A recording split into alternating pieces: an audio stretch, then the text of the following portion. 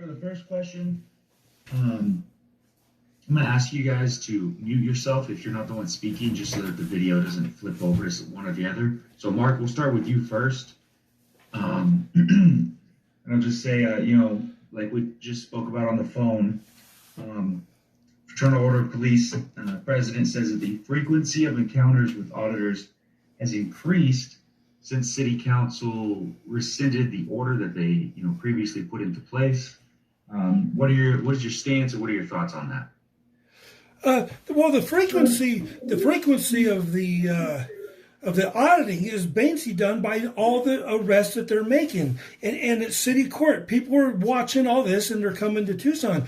But I don't think it has a whole lot. That ordinance really did put a spotlight on it, and it did make more people, aware of what's happening in Tucson.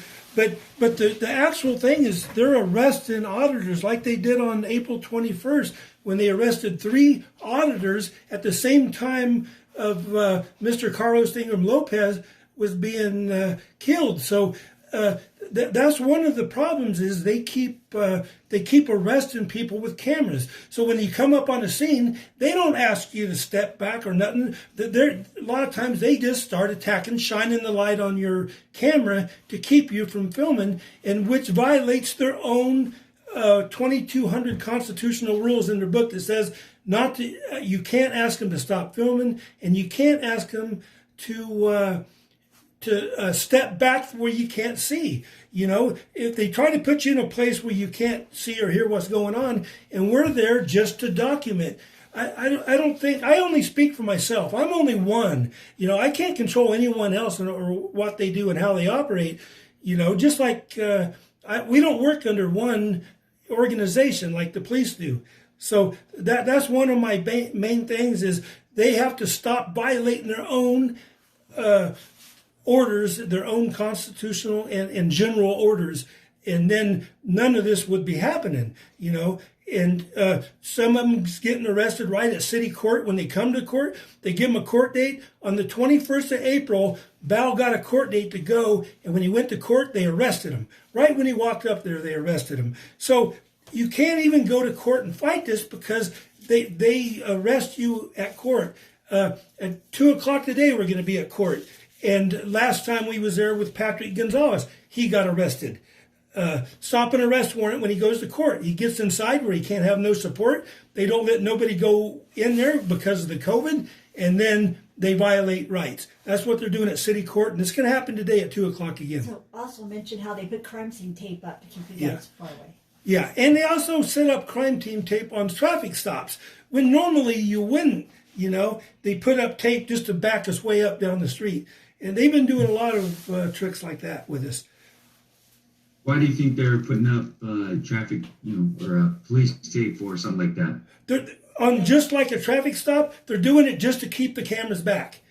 They wouldn't normally they would be out of there in a few minutes. But when they really want to search the car, because they're searching a lot of cars, and that's what we want to document. We want to make sure they're not planting things and they're not doing things unlawfully like they have in the past to us, and to other people, because this started by them taking a driver's license from a homeless guy, May 2nd, 2018.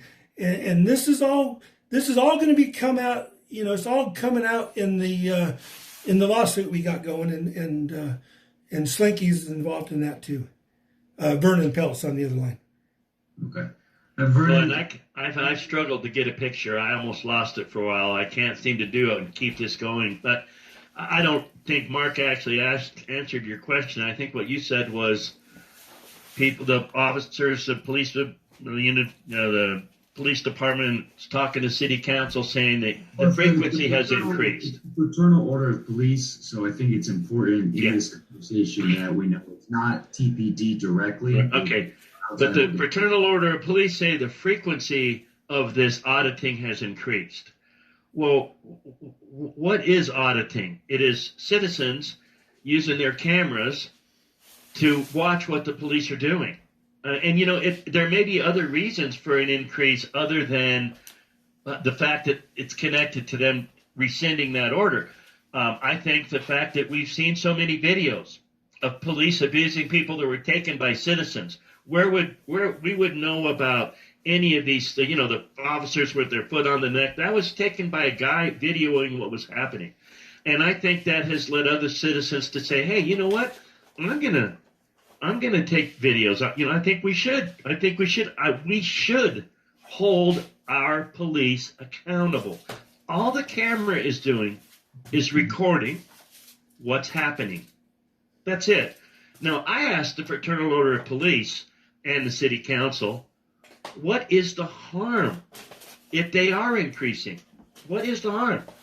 So there's more people out there with cameras watching the police. The difference between the cameras that we have and the body-worn cameras the police have, they can't turn ours off. That's why they don't like it. They can't turn ours off.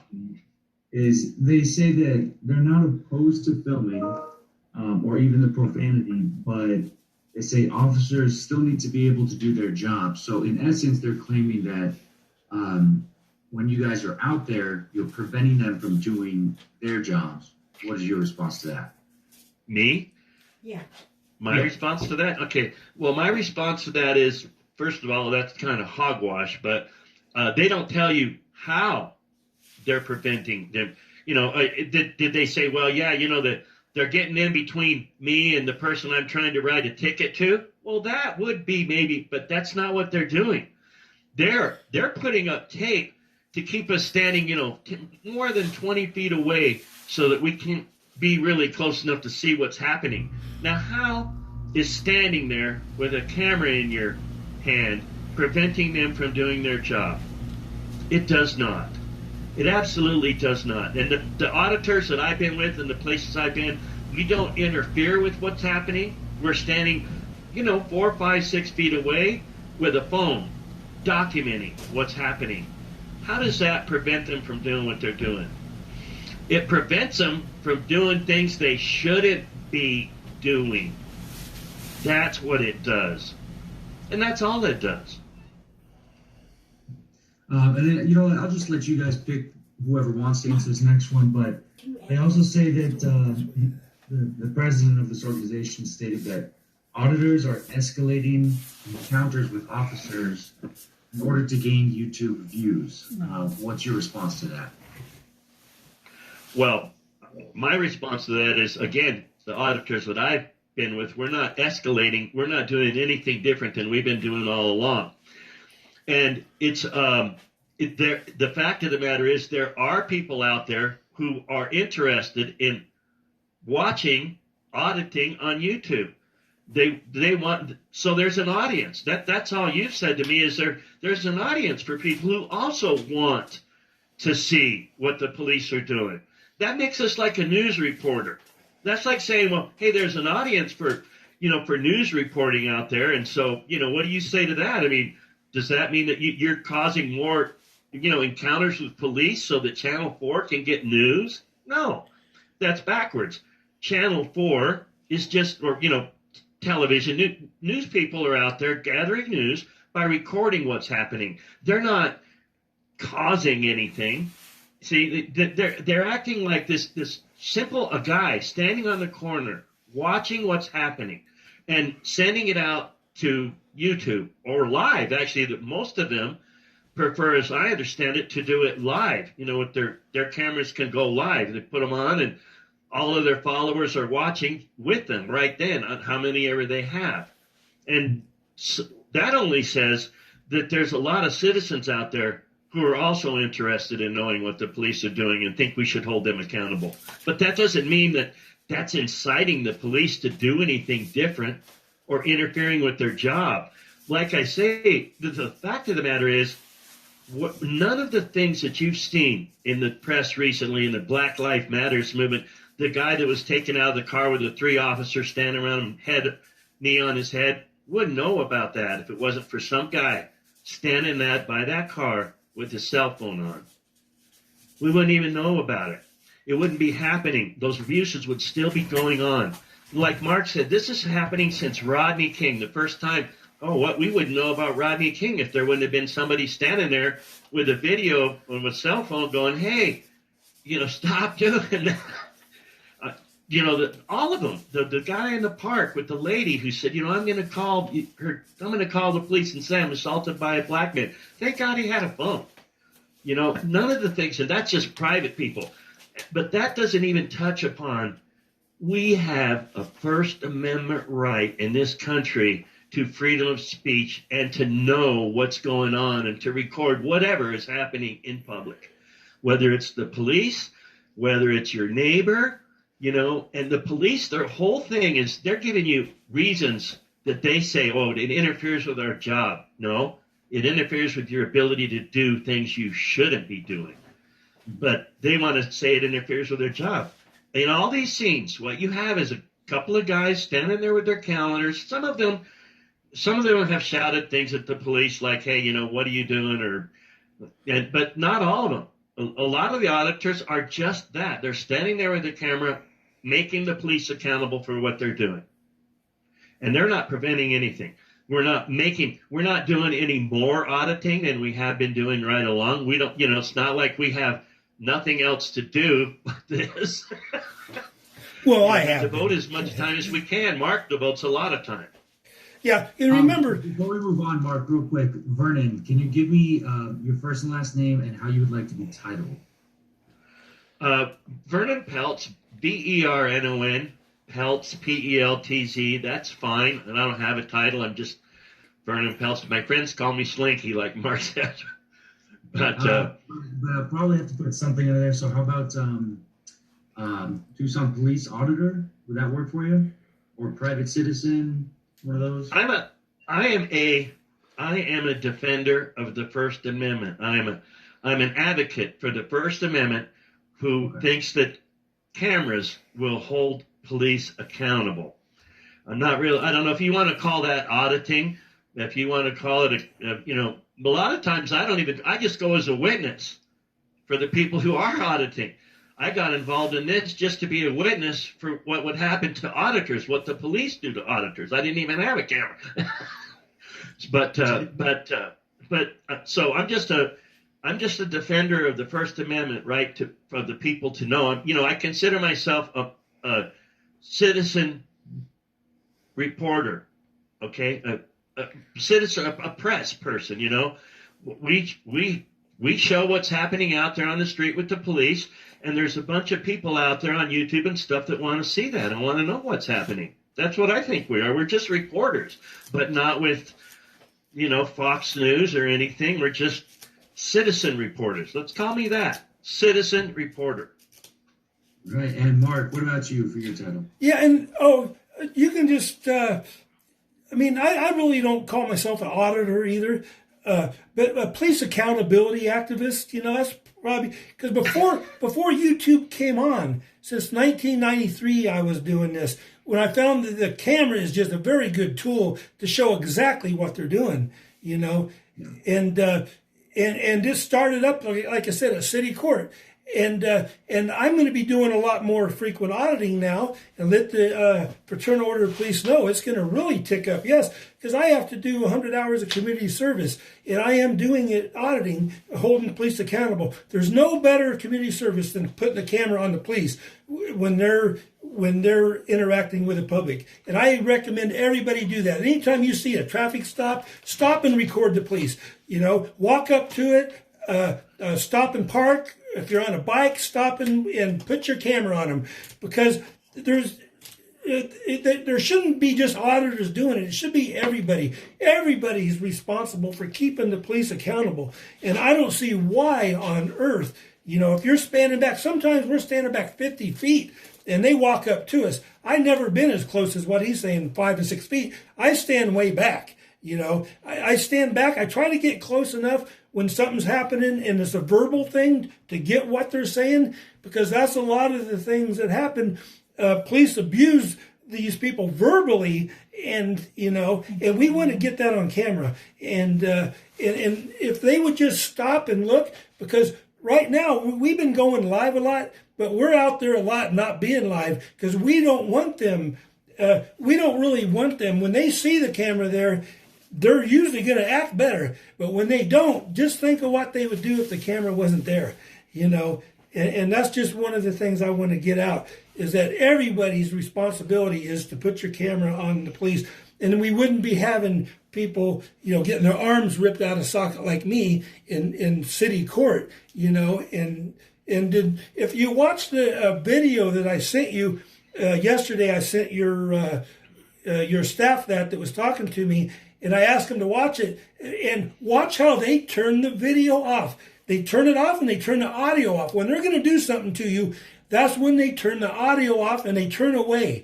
And watch how that happens. And they do that all the time. I have thousands of body-worn camera video. They always turning it off when it's convenient for them. Their cameras are not a good, accurate picture of what's going on because they turn it off and they edit them before they send them to us. They redact them, big time redact them. And you can see, I could send you just hundreds of them where they do that to us. And that's going to be coming up in this court case coming up, soon too. Mark, the last question for you. Again, the president here of the FOP says that they would like City Council to revisit the ordinance, which previously we know passed unanimously. He says he would like to see it passed again. What is your response to that? Well, the ordinance was unconstitutional. And the ordinance was trying to go against speech. They wasn't even talking about the camera much. They was talking about speech that one person did. And they're going to put, if we're interfering, it's already against the law to interfere with a police interaction. Why do they need another ordinance to say that you can't film or you can't cross a police tape? That's all they're saying, is you can't film inside the police tape. That's what that ordinance basically said. And if you stand outside and film in, they're still going to try to come at you. So, and they tried to do that after, by creating a buffer zone and all that. Anything that they do is going to be against the Constitution, because they can't stop us from filming, and you can't put an ordinance out there that says you can't film the cops. And I rarely ever say something to the police ever unless they come at me first. So I never interfere. I've never ever did that. So that's a false flag from the Fraternal Order of Police. All right, gentlemen, I'm running just on my time limit here. Mark, do you have, I know last time we did the story, you sent me links to YouTube videos of footage that you guys shot that you were cool with us using. Do you have some stuff that you'd want to send us again this time? Yes, I could. On the 23rd, they tried to use that ordinance on us, and we shut them down real fast. I can send you that video. That was on the 23rd. But anything you want to see is on my channel. January? No, the 23rd of April, 2 days after they passed the April 21st ordinance, the first one. They tried to come up and they was only telling the people with cameras. This was at a Quick Trip. They was saying that I can't even go inside a Quick Trip because I have a camera. And they went into Quick Trip to try to trespass me, and the Quick Trip wouldn't. I'm one of their better customers, but they can't trespass every customer with a camera, or they won't have any customers. All right, Mark, I'm sorry, I do have to get going, but would you mind sending me one or two of those videos, whatever you think represents you guys, represents what everything you've been saying here today best, and then that way I can go through it and show that kind of footage. Okay, yes, I will. Yep. Certainly. And then I have literally 90 seconds. Are there any closing thoughts either of you guys want to put out there? Well, I want to just follow up with what Mark said. First of all, the First Amendment says no government shall do anything to abridge the rights of the citizens, to petition for redress of the government and have freedom of speech. If they did pass such an ordinance, it's patently unconstitutional. But secondly, the police tape thing, that shows you the police tape. They would allow you to record, they say, outside of the tape. Well, what's the difference then? Why do you need an ordinance? So what they're really trying to do is just move the cameras back far enough that they can't effectively record, like Mark said. That's all that's about. They're trying to stop people from filming the police. And again, ask them, what is the harm? Put that right to the president. What is the harm in somebody standing there with a camera? And as far as speech of what they say, I don't say anything to the police much, and I don't cuss at them or call them names, but there is this freedom of speech thing that says you have a right to call the police what you think they are and to say, hey, you know, that's not right, and how can you live with yourself, or whatever you believe. Trump right now is facing the same thing, same issue. Well, gee, does he have a right to say we got to fight like hell, or is that so much that he's inciting a riot? We're just standing there with cameras, sometimes having an interaction. What I don't understand why you need an ordinance to make that. What kind of crime? Why do you need to make an ordinance to make that illegal? It's ridiculous. All right, gentlemen. I appreciate your time. Thank you both for making it here. And Vernon, did you find a picture, or will you be able to get me one? I can get when I'm not on the camera with you. Yes, I'll send you one. But I couldn't do it and be on the. It kicked me out. I was trying to upload the file, but as soon as we get off, I'll send it to you. Okay. I couldn't do it while we were in the conference. Yeah, no, I understand. All right, and then Mark, if I have any follow-up questions, I can shoot you a text. Is that okay? That's great. Yes. Yep. All right, gentlemen. Thank you very much. This story is going to be airing tonight at 10 o'clock on Channel 4. All right. Oh, cool. All right. Talk to you guys later. Have a good one. All right. Thank you. Bye.